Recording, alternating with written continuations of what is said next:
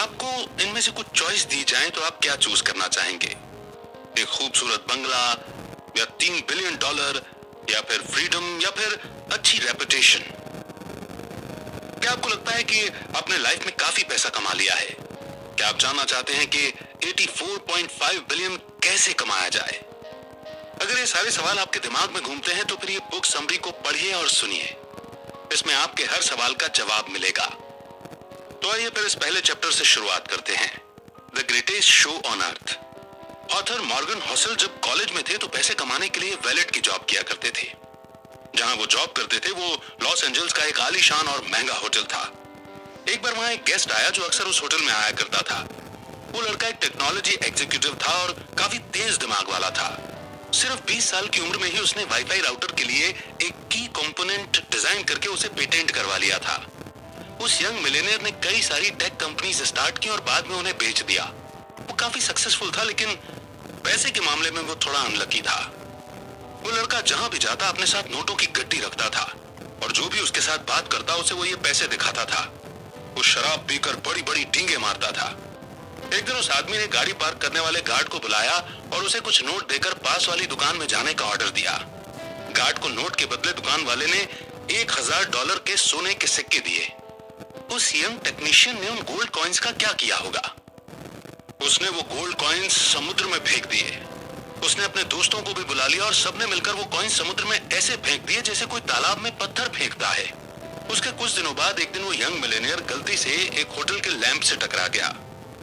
Manager ने उसे कहा कि लैंप की कीमत $500 है, तो उस आदमी ने तमाशा खड़ा कर दिया। उसने अपनी जेब से पैसे निकालकर मैनेजर के मुंह पे दे मारे और बोला, ये रहे $5000, अब दोबारा मुझे अपनी शक्ल मत दिखाना। शायद आप सोच रहे होंगे कि ये मात्र एक कहानी है, कोई सच नहीं।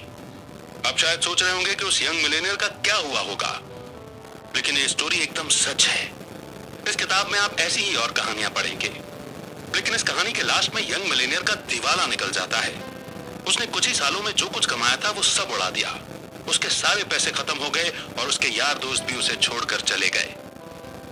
देखा आपने, पैसे से आप सब कुछ खरीद सकते हैं पर अच्छा व्यवहार नहीं खरीद सकते। चलिए एक कहानी और सुनते हैं। रोनाल्ड रीड एक जैनिटर यानी कि दरबान था।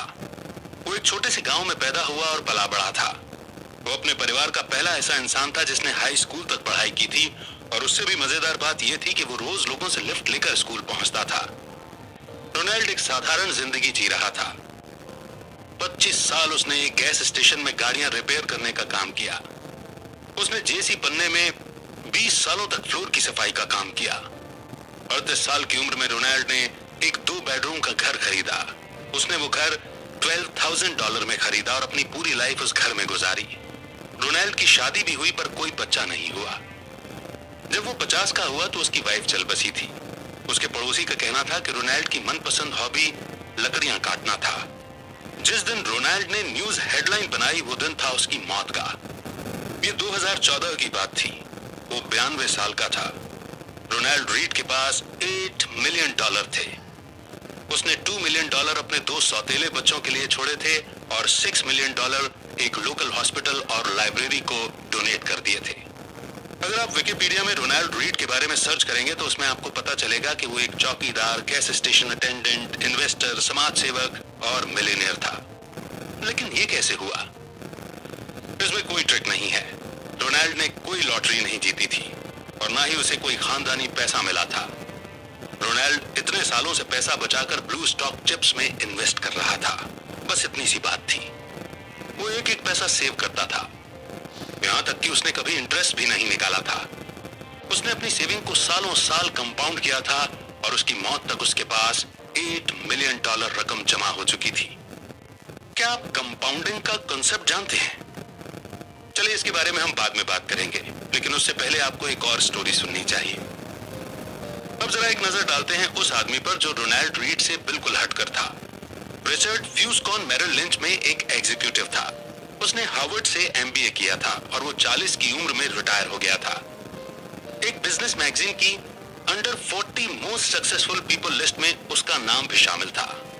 कनेक्टिकट में रिडफील्ड का बंगला था जिसमें 2 स्विमिंग पूल, 2 लिफ्ट, 7 गैरेज और 11 बाथरूम थे। इस बंगले की मेंटेनेंस का खर्चा ही $90,000 पर मंथ था और इसकी मेंटेनेंस में रिचर्ड ने काफी बड़ा उधार लिया था। लेकिन फिर उसकी किस्मत ने करवट बदली। 2008 में फाइनेंशियल क्राइसिस आया और रातों रात रिचर्ड फुटपाथ पर आ गया। उसी साल उसने बैंक्रप्सी के लिए फाइल किया। इन दोनों यंग मिलेनियर्स रोनाल्ड रीड और रिचर्ड की कहानी से हमने क्या सीखा?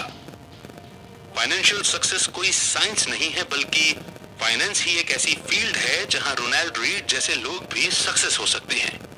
एक हम्बल एजुकेशन और एक्सपीरियंस वाला इंसान सर्जन, आर्किटेक्ट या इंजीनियर नहीं बन सकता, लेकिन फाइनेंस में रोनाल्ड रीड जैसा मामूली आदमी भी काफी बढ़िया अचीवमेंट कर सकता है।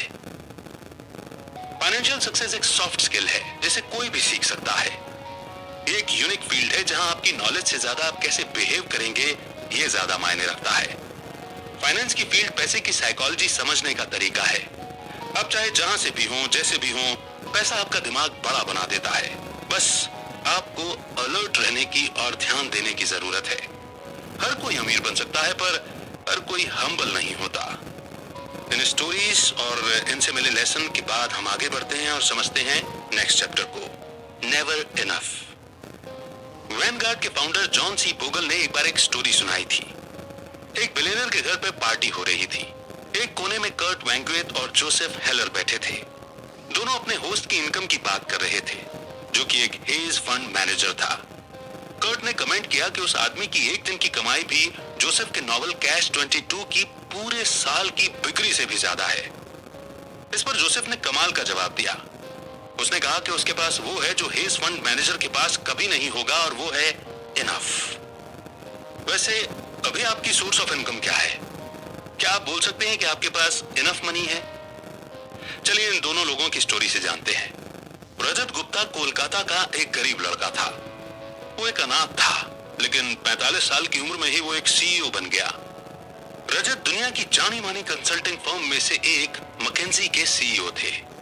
साल 2007 में जब वो कंपनी से रिटायर हुए तो उसके बाद उन्हें United Nations and the world economics forum में एक बड़ी इंपॉर्टेंट पोजीशन मिली।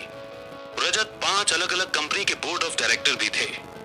कोलकाता की झुग्गी झोपड़ियों से निकलकर उन्होंने सबसे अमीर बिजनेसमैन बनकर दिखाया। 2008 में रजत गुप्ता की वर्थ $100 मिलियन हो चुकी थी, लेकिन वो अपने पैसे से कभी भी सेटिस्फाइड नहीं हुए। वो एक सेटा मिलियनर बन चुके थे, तो अब उन्हें एक बिलियनर बनना था। वो उस सर्कल में आना चाहते थे। फिर रजत गोल्डमैन सैक्स के बोर्ड ऑफ डायरेक्टर बने।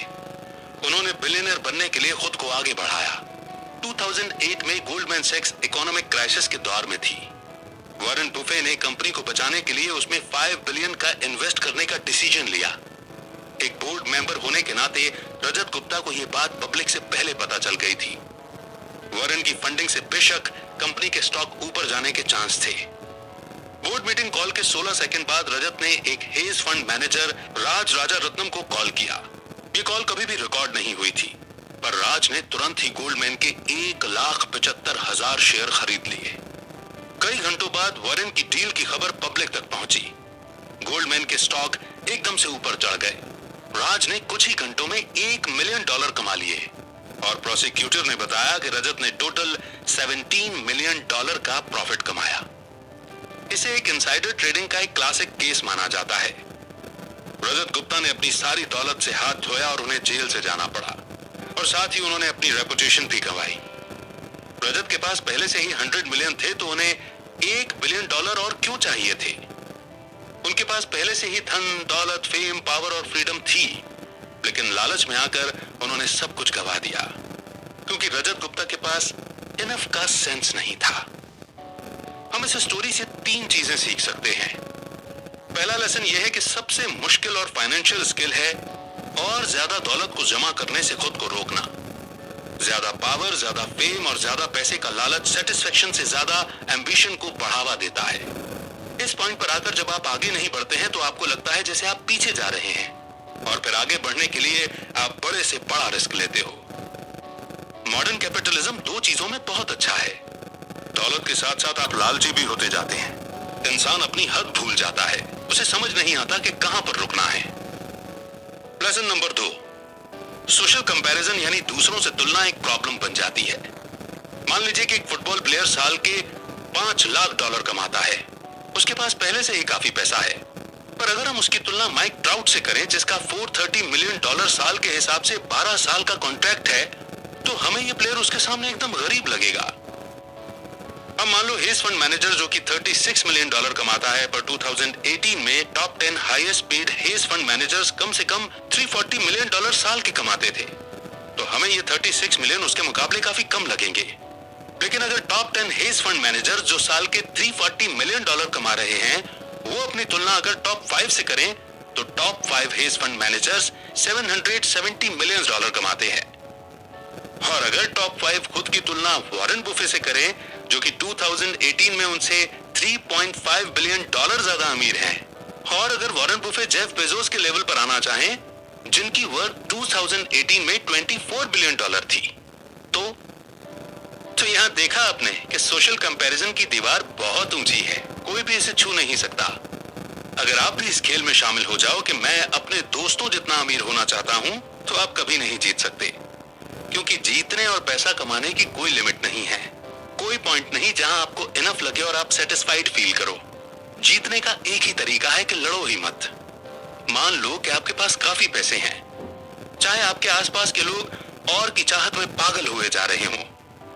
लास वेगास के एक डीलर ने एक बार कहा था कि कैसीनो में जीतने का एक ही तरीका है, घुसते ही बाहर निकल जाओ। सोचो आप एक एग्जीक्यूटिव विलेज की पार्टी में हैं।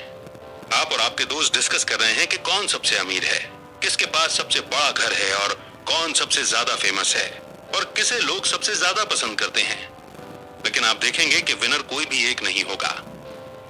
जीतेगा वही जो अपने आप से सेटिस्फाइड है, जो एक छोटे से घर में प्यार करने वाली फैमिली के साथ एक हंसी खुशी की एक खुशहाल जिंदगी जी रहा है। लेसन नंबर 3, कुछ चीजें पैसे, फेम और पावर से बढ़कर होती हैं, चाहे आपके पास एक कितना ही ज्यादा क्यों ना हो। ये बातें रजत गुप्ता ने जेल से छूटने के बाद द न्यूयॉर्क टाइम्स के अपने इंटरव्यू में कही थी। उनसे जब पूछा गया कि उन्होंने इस घटना से क्या सीखा, तो वो ये बोले कि किसी भी चीज से ज्यादा अटैचमेंट मत रखो, चाहे वो आपकी रेपुटेशन हो या आपकी अचीवमेंट हो। ये चीजें कोई मैटर नहीं करती। इस हादसे ने मेरी पूरी रेपुटेशन बर्बाद करके रख दी है, लेकिन मैंने अब सीख लिया है कि मुझे इससे भी बहुत ज्यादा अटैचमेंट नहीं रखनी है। रजत गुप्ता खुद को बचाना चाहते थे, वो अपने किए की सफाई दे रहे थे, वो खुद को ही तसल्ली दे रहे थे कि उनकी रेपुटेशन अब उनके लिए और मायने नहीं रखती। लेकिन उनका कहना गलत था। रेपुटेशन बेशकीमती है, फ्रीडम बेशकीमती है, परिवार और दोस्त भी बेशकीमती हैं। लोगों को प्यार करना और बदले में उनका प्यार पाना भी बेशकीमती है। खुशियां बेशकीमती हैं, लेकिन ये सब पाने का एक ही तरीका है, आप अपनी हद समझे। आपको याद रहे कि कब रिस्क लेने हैं और कब इनफ का मतलब इनफ है। और इस इंपॉर्टेंट लर्निंग को सीखने के बाद बढ़ते हैं नेक्स्ट चैप्टर की ओर, कन्फाउंडिंग कंपाउंडिंग। एक फील्ड से सीखी हुई बातें हमें दूसरी फील्ड में काम आती हैं। क्या आपको पता है कि बहुत पहले आइस एज क्यों आया था? ये कुछ उसी तरह है जैसे इन्वेस्टमेंट में कंपाउंडिंग आपके पैसे पर ग्रो करती है। 19वीं सेंचुरी में जाकर साइंटिस्ट इस बात पर अग्री हुए थे कि धरती में कभी आइस एज आया था। इसका सबूत इतने करीब था कि आसानी से नजरअंदाज कर लिया जाता था। धरती में सिर्फ एक ही आइस एज नहीं आया, बल्कि हमारी पृथ्वी ने 5 आइस एज देखे हैं, जिनकी डेट का हम आज एक्यूरेट अंदाजा लगा सकते हैं। क्या आप सोच सकते हैं कि पूरी दुनिया को बर्फ से कवर करने, बर्फ पिघलने और फिर बर्फ से ढकने पर कितनी एनर्जी की जरूरत पड़ेगी? तो ये घटना 5 बार हो चुकी है, लेकिन आइस एज आया ही क्यों? आइस एज के पीछे की वजह क्या है? इसके बारे में बहुत सी थ्योरीज हैं।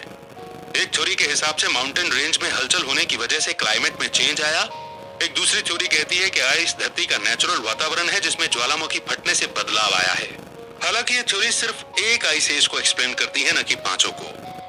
1900 की शुरुआत में एक सर्बियन साइंटिस्ट मिलुतिन मिलानकोविक ने सोलर सिस्टम में धरती की पोजीशन को स्टडी किया और वो इस नतीजे पर पहुंचा कि सूर्य और चंद्रमा की ग्रेविटेशनल ताकत का प्रभाव पृथ्वी की धुरी पर पड़ता है।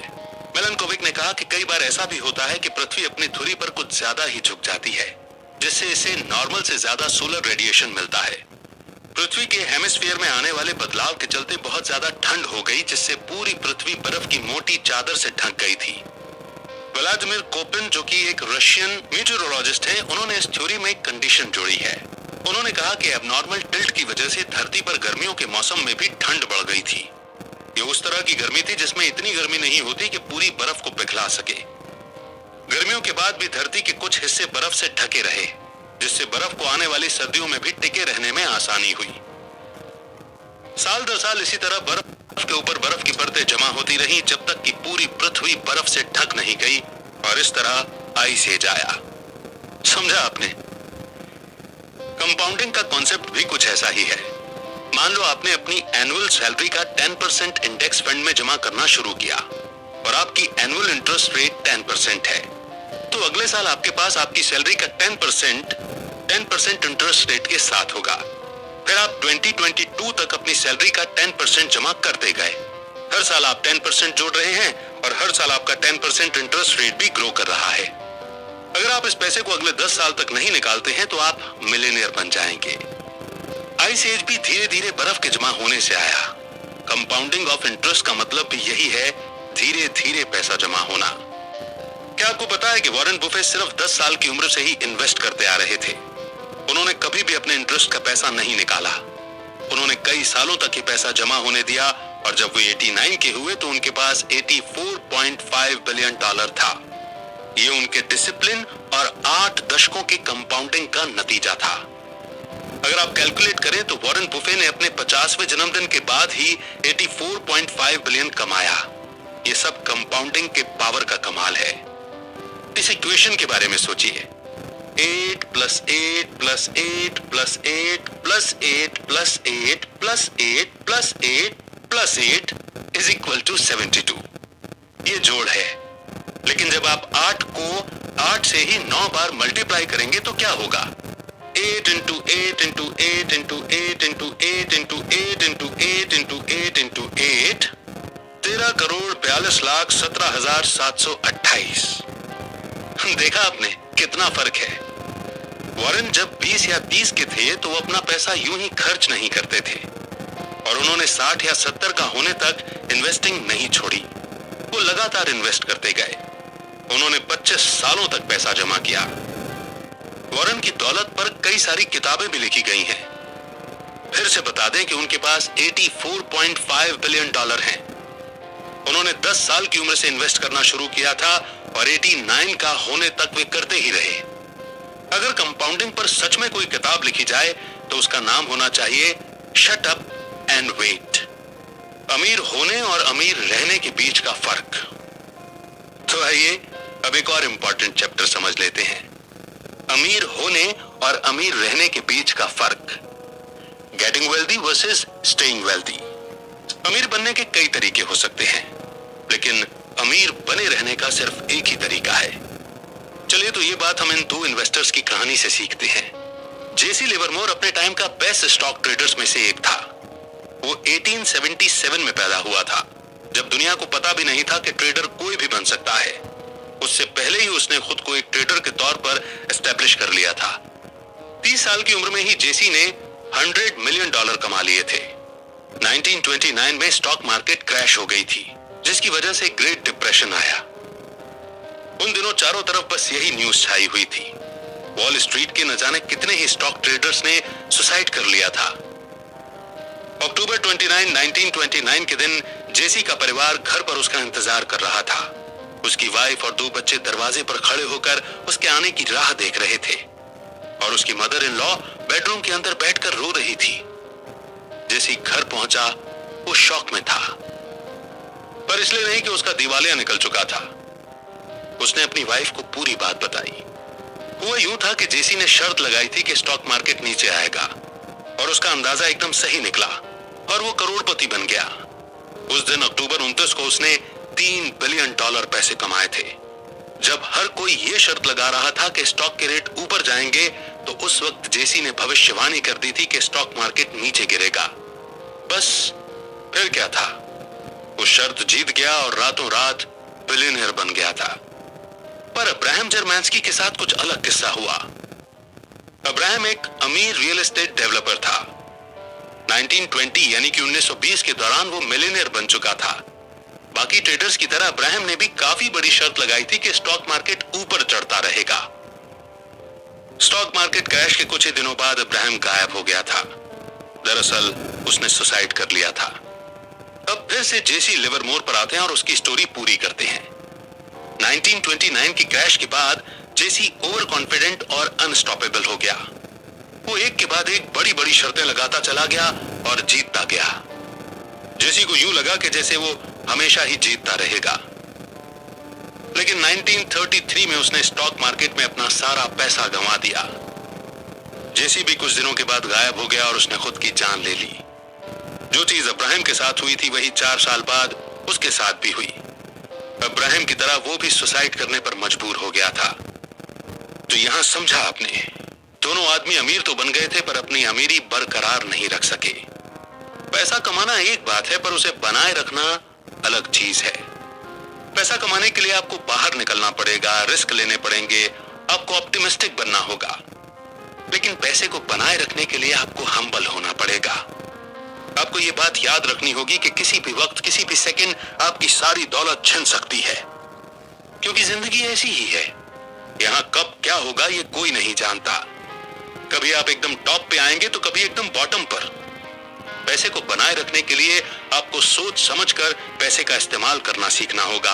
और यह भी एक फैक्ट है कि पैसा मेहनत से कमाया जाता है, पर इसे कमाने में किस्मत का भी बड़ा हाथ होता है। जिंदगी में हमेशा याद रखिए कि सक्सेस हमेशा रहने वाली चीज नहीं है। लाइफ में हार और नाकामयाबियां दोनों मिलेंगी। बीते कल की सक्सेस आने वाले सुनहरे कल की गारंटी नहीं दे सकती है। अब हम वॉरेन बुफे के पास वापस चलते हैं और देखते हैं कि उन्होंने 70 साल से अपनी वेल्थ को कैसे मेंटेन करके रखा हुआ है। उन्होंने अपना पैसा 10 सालों के लिए इन्वेस्ट किया और 1 दशक से भी ज्यादा तक कंपाउंड होने दिया। और 89 की उम्र में उनके पास $84.5 बिलियन थे। वॉरेन को इन्वेस्टिंग आती है। उन्हें पता है कि इन्वेस्टिंग के लिए कौन सी कंपनीज बेस्ट रहेंगी। उन्हें यह भी पता है कि सबसे सस्ते स्टॉक्स कौन से हैं और वो सबसे ज्यादा इफेक्टिव मैनेजर्स को जानते हैं। और इसी तरह से वो एक अमीर आदमी बने।